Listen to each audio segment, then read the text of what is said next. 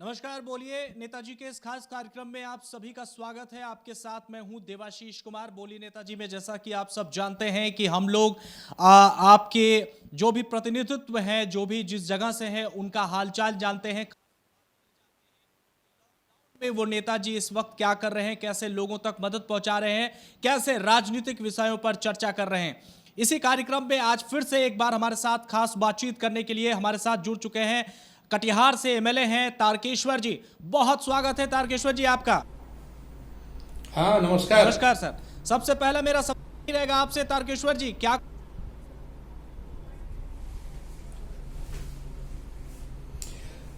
देखिए, लॉकडाउन के कारण जो देश में परिस्थितियां बदली है, तो उसमें कई तरह की रोज नई बातें आ रही हैं जो आम लोगों को उसे समझने की आवश्यकता है। और कई प्रकार की जो कठिनाइयां हैं, उन सब कठिनाइयों को दूर करना, लोगों के बीच में जो समाज के कमजोर वर्ग के लोग हैं उनके बीच में उन्हें राशन मुहैया कराना, और जो कई तकनीकी चीजें हैं उसके द्वारा उन्हें वो सुविधाएं उपलब्ध कराना, और लॉकडाउन में जो सावधानियां बरतनी है उसके लिए जन जागरण अभियान के रूप में लोगों के बीच लोगों को समझाना, ये कई चीजें हैं जो काफी महत्वपूर्ण है, जिसे लॉकडाउन के अंतर्गत हम सब कर रहे हैं। अच्छा, तो सावधानियों की आप बात कर रहे हैं माननीय विधायक जी, हम आपसे ये जानना चाहेंगे कि किस तरह से आप लोगों को समझा बुझा रहे हैं, क्योंकि देखिए बहुत सारे क्षेत्र, जो आपका कटिहार क्षेत्र है वो बॉर्डर के पास ही पड़ता है। बहुत सारे प्रवासी अभी भी कटिहार के, जहां तक मुझे पता है कि वो बाहर में फंसे हैं, उन लोगों से बातचीत होती है तो उन लोगों से कैसे उन तक मदद पहुंचाने की बात कहते हैं, कैसे उन तक जो सूचनाएं हैं अपने जिले की वो भेजते हैं, क्या कुछ करते हैं, थोड़ा विस्तार से बताइए। देखिए, राज्य के बाहर कई प्रांतों में हमारे कटिहार और इसके इर्द गिर्द के जिलों के लोग रुके हुए हैं, फंसे हुए हैं। जो संबंधित प्रदेश है उसका लिंक उपलब्ध करवाकर, और फिर वहां के जो हमारे संबंधित अधिकारी हैं उनसे बात करने का प्रयास करके वो कैसे बिहार लौटें, अपने घर लौटें, उसके लिए लगातार हम सब उन्हें सहयोग करते हैं। और इस खास करके जो कुछ चीजें हैं जो इससे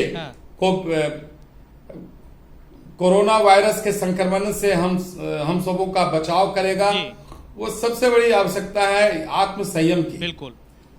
और बहुत साधारण 2-3 चीजें हैं, मास्क पहनना, जो शारीरिक दूरी है उसका पालन करना, और जो कई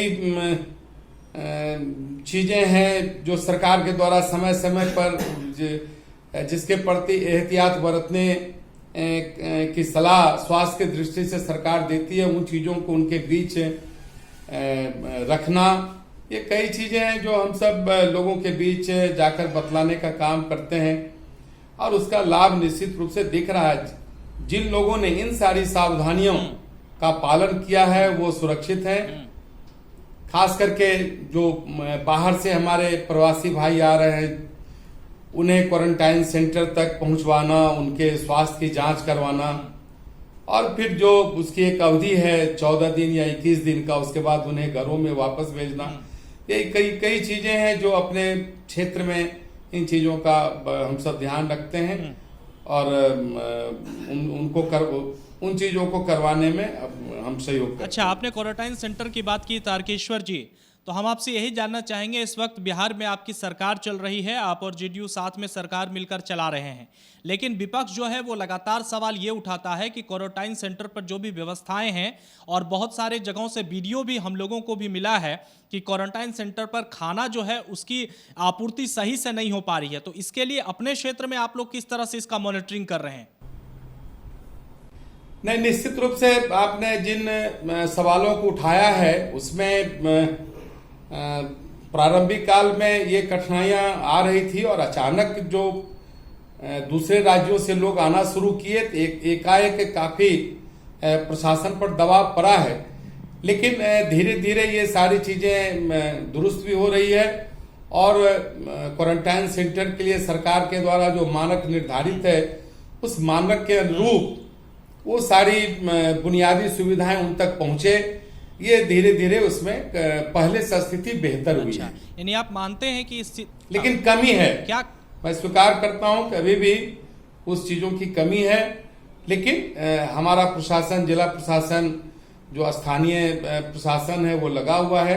और मैंने माननीय मुख्यमंत्री जी और उप मुख्यमंत्री जी से आग्रह भी किया है कि ये जो क्वारंटाइन सेंटर के रखरखाव और इनकी जो व्यवस्थाएं हैं, ये व्यवस्थाएं पंचायत स्तर पर हो और पंचायती राज व्यवस्था को ये जिम्मेदारी दी जाए, जिससे कि इसका और बेहतर ढंग से रखरखाव भी हो जाएगा। जो लोग आएंगे उन्हें बुनियादी सुविधाओं से महरूम नहीं होना पड़ेगा। ऐसा हमने माननीय मुख्यमंत्री जी और माननीय उप मुख्यमंत्री जी से आग्रह भी किया है। तरह से लॉकडाउन प्रधानमंत्री ने पहले ही लोगों को संबोधित कर दिया है कि लॉकडाउन 4 जो है उसकी शुरुआत होगी। आप इसको किस तरह से देखते हैं कि क्योंकि जिस तरह से वैश्विक महामारी और बिहार के आंकड़ों की हम बात करें तो अब लगभग 1000 पहुंचने ही वाला है, इसको लेकर के तैयारियां जो हैं या फिर लॉकडाउन बढ़ाने की अवधि पर जो विचार विमर्श हो रहे हैं, इसको लेकर के आप क्या कहेंगे, इस सुझाव को लेकर के?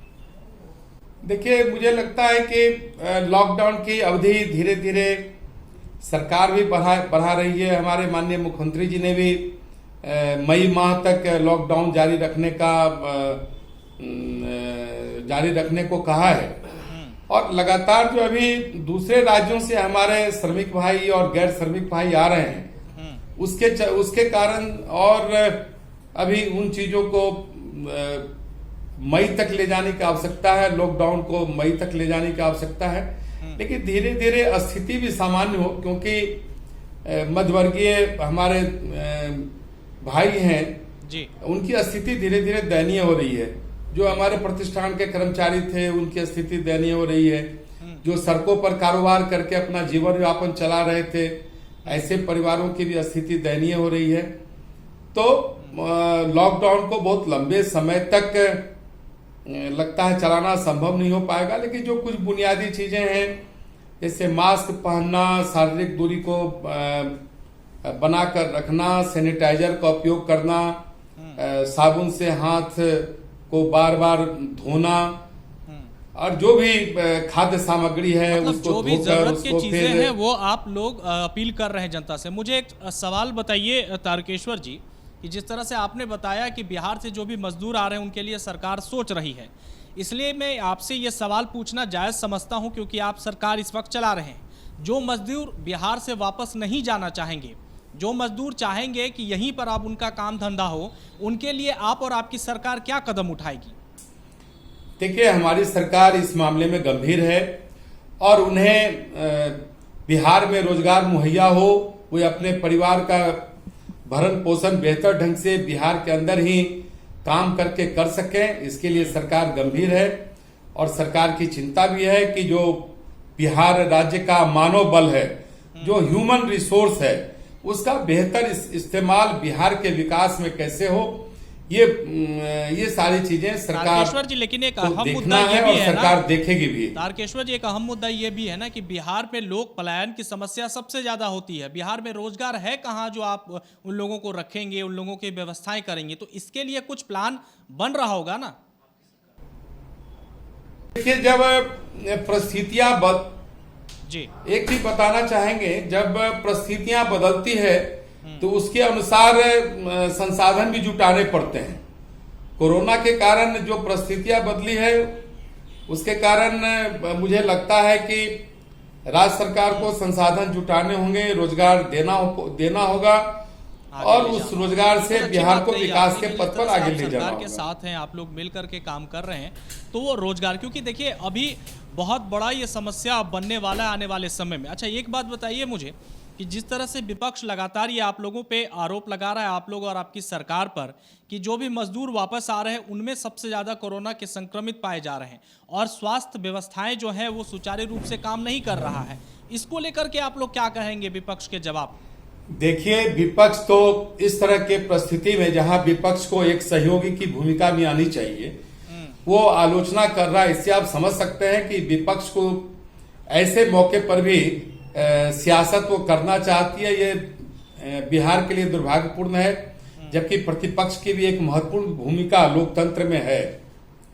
लेकिन आपको हम बता दें कि सरकार 15 वर्षों से हमारी चल रही है जी। और बिहार में एक बड़ा बदलाव भी आया है और आने वाले दिनों में नीतीश कुमार और सुशील कुमार मोदी के नेतृत्व में जो एनडीए की सरकार है वो बेहतर ढंग से आने वाले दिनों में भी जो हमारे प्रवासी बिहार आए हैं वो बिहार में उन्हें रोजगार मुहैया हो, ये सारी चीजों को सरकार गंभीरता से देखेगी, हम लोग भी देखेंगे। अच्छा तारकेश्वर जी, मैं आपसे ये भी जानना चाहूँगा, आप क्षेत्र का प्रतिनिधित्व करते हैं। मैं ये सवाल हर हमारे गेस्ट से ये जानना चाहता हूँ। आपको इस वक्त बहुत सारे लोग जो हैं वो सुन रहे हैं, देख रहे हैं, आपके क्षेत्र से भी जुड़े हुए। इस कोरोना वैश्विक महामारी में आप लोगों से क्या अपील करना चाहेंगे, लोगों को क्या कुछ कहना चाहेंगे? ये हम तमाम अपने नागरिकों से जो बिहार के बाहर हैं या बिहार में हैं, उनसे इतना ही आग्रह करना चाहेंगे कि कोरोना एक अदृश्य वायरस है। आप उससे बचने का संपूर्ण रूप से प्रयास करिए और सरकार के द्वारा, स्वास्थ्य विभाग के द्वारा, हमारे जो चिकित्सक हैं उनके द्वारा जो सलाह दी जा रही है उसका पालन करते हुए, कोरोना से जूझते हुए हम अपने दायित्व का भी निर्वहन करें, ये ज्यादा बेहतर होगा। क्योंकि कोरोना के कारण सारे कार्यों को बिल्कुल बंद नहीं किया जा सकता है। कोरोना से दूरी बनाकर हम अपने कार्यों को करते रहें, यही आग्रह है, यही अपील है। और इससे डरे नहीं, इससे आप कैसे सुरक्षित रह सकते हैं, जो उपाय बतलाए गए हैं उसका वर्णन करने की आवश्यकता है, यही हम लोगों से आग्रह करेंगे। अच्छा सर, एक और सवाल मैं जानना चाहूंगा। अभी बजट सेशन जो है वो चल रहा है, यानी बजट जो है निर्मला सीतारमण, वो प्रधानमंत्री जिस तरह से 20 लाख करोड़ पैकेज के उन्होंने घोषणा जो की है उसको लेकर के रोज नए नए लोगों के सामने, लोगों के पास जो है वो सरकार अपना पिटारा खोल रही है। लेकिन कांग्रेस जो है उस पर सवाल उठा रही है कि इस जनता को कुछ नहीं मिला। इस मुद्दे पर आप सरकार के साथ हैं, मैं आपकी राय जानना चाहूंगा, क्या कुछ कहेंगे? नहीं, देखिए, सरकार ने कई आवश्यक कदम उठाए हैं। सरकार ने जो पीएचएच कार्डधारी हैं उन्हें निःशुल्क चावल मुहैया कराया गया, दाल मुहैया भी शीघ्र प्रारंभ होने वाला है। जनधन जो खाता है, बचत खाता है, उसमें आपको याद होगा कि हमारे प्रधानमंत्री जी ने जनधन खाता से जुड़ने का आग्रह किया था। आज उस जनधन खाते में 500 रुपया की राशि भेजी गई। अभी 5,000 रुपये की भी राशि भेजने की बात चल रही है और बहुत ही सस्ते दर पर 2 रुपया किलो चावल और 3 रुपया किलो गेहूं मुहैया कराया जा रहा है। और भी कई प्रकार की जो सुविधाएं हैं, जैसे हमारे किसान हैं, उनकी अगर फसल बर्बाद हुई है तो उसको भी हम सब अनुग्रह राशि दे रहे हैं। तो अलग अलग क्षेत्रों में जहां लोग इसके शिकार हुए हैं या इसके कारण आर्थिक दृष्टि से कमजोर हुए हैं, सरकार उन सारी चीजों पर गंभीरता से देख रही है। और जितने भी हमारे समाज में वर्ग हैं, सभी वर्गों के प्रति केंद्र सरकार और राज्य सरकार समान रूप से चिंतित है। और भारत के यशस्वी प्रधानमंत्री श्री नरेंद्र भाई मोदी जी लगातार जो कोरोना से बचाव के लिए जो आवश्यक चीजें हो सकती है, देश के लिए आर्थिक दृष्टि से जो पैकेज हो सकता है, जिसकी घोषणा उन्होंने कल की थी और आज बहन निर्मला सीतारमण जी ने घोषणा की है, तो कई चीजों को आर्थिक दृष्टि से रखने का प्रयास किया है। ये सारी चीजें कहीं न कहीं लोगों को की जीवंतता को बनाए रखने में मददगार। बहुत बहुत शुक्रिया आपका हमसे खास बातचीत करने के लिए। और बोलिए, नेताजी के इस कार्यक्रम में जुड़ने के लिए आप जिस तरह से सरोकार का काम कर रहे हैं वो बिल्कुल काबिले तारीफ है। राजनीतिक मुद्दे पर भी आप लगातार लोगों के बीच पहुंच रहे हैं। बहुत बहुत शुक्रिया हमसे बातचीत करने के लिए। तो साफ तौर पर बोलिए नेताजी में आज हमारे साथ थे कटिहार से एमएलए। उन्होंने राजनीतिक मुद्दे पर भी खास बातचीत हमसे की और ये भी बताया कि किस तरह से इस लॉकडाउन के पीरियड में लोगों तक मदद पहुंचा रहे हैं। बोलिए नेताजी कार्यक्रम का मकसद हमारा सिर्फ यही है, आप तक ये संदेश पहुंचाना कि किस तरह से आपके जो क्षेत्र के नेता हैं, प्रतिनिधित्व है, एमएलए है, एमसी है, एमपी हैं वो आप लोगों तक किस तरह तक मदद पहुंचा रहे हैं, और लॉकडाउन के समय में हम ये पड़ताल करने की कोशिश कर रहे हैं इस खास कार्यक्रम के जरिए कि आखिर वो नेता आप तक कितना मदद पहुंचा रहे हैं। सरोकार से जुड़े इस कार्यक्रम में अगर किसी तरह की कमेंट आप हमें देना चाहते हैं तो हमारे कमेंट बॉक्स में जरूर दें, सुझाव दें और इसमें हम क्या कुछ बदलाव कर सकते हैं। बोले नेताजी में अभी के लिए बस इतना ही। मुझे और मेरे तमाम टीम को दीजिए इजाजत। आप बने रहिए देश न्यूज के साथ। नमस्कार।